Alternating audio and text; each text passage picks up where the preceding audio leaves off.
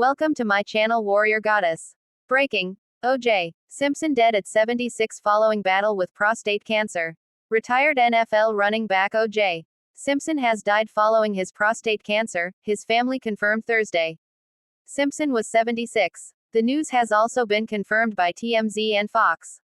On April 10, our father, Orenthal James Simpson, succumbed to his battle with cancer, the family said in a tweeted posted from his personal account. He was surrounded by his children and grandchildren. One of the most infamous high-profile Americans of all time, is dead after a cancer battle.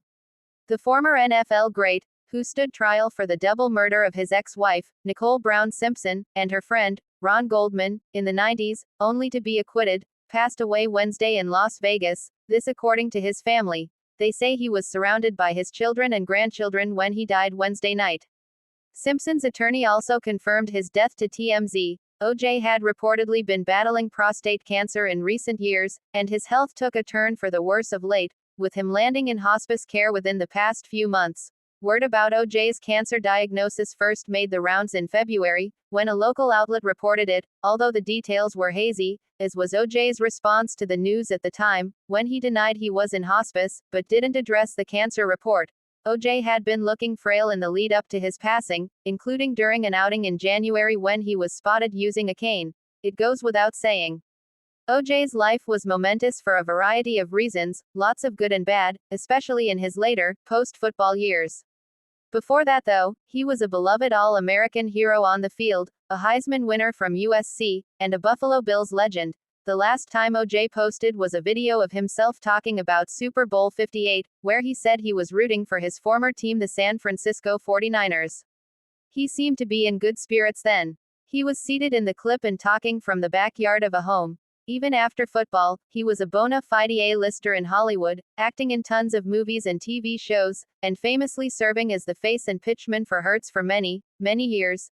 Of course, all of that goodwill left in the 1990s, when he was accused of the heinous murders. His death marks the end of a multi-decade saga of crime and intrigue surrounding O.J., which peaked after the brutal slayings of Nicole and Ron in 1994, and in the aftermath of what was dubbed the trial of the century, when O.J. was prosecuted on national TV, even before he was apprehended by police for questioning in the immediate aftermath of the murders.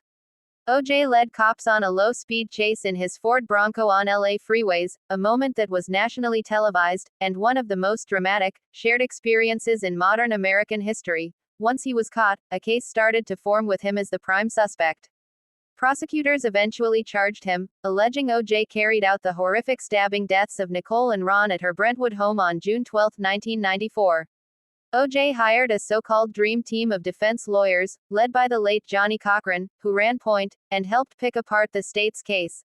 A fundamental element Cochran latched onto during the trial was the fact LAPD detective Mark Furman had made racist remarks in the past, which O.J.'s defense team suggested could have led to him planting a bloody glove found at Simpson's home.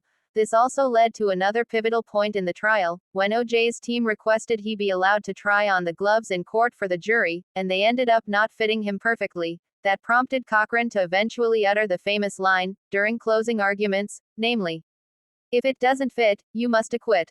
In the end, the jury bought that defense. O.J. was acquitted of the murder charges, to the shock of much of the nation.